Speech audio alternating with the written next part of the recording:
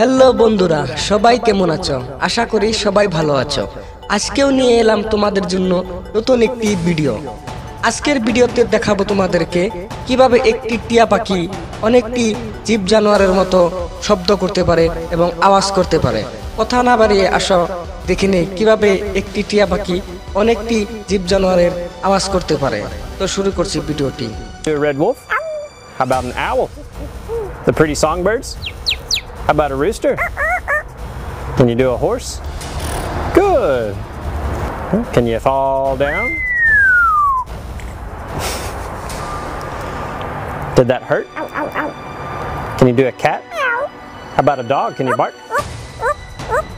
Fly on the spaceship and shoot the lasers?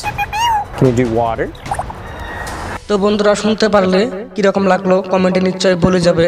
ভিডিওটি যদি ভালো লাগে নিশ্চয়ই একটি লাইক দিয়ে যাবে এবং এরকম ভিডিও পেতে আমার ক্ষুদ্র চ্যানেলটিকে একটি সাবস্ক্রাইব করবে বলে আশা করছি। ধন্যবাদ।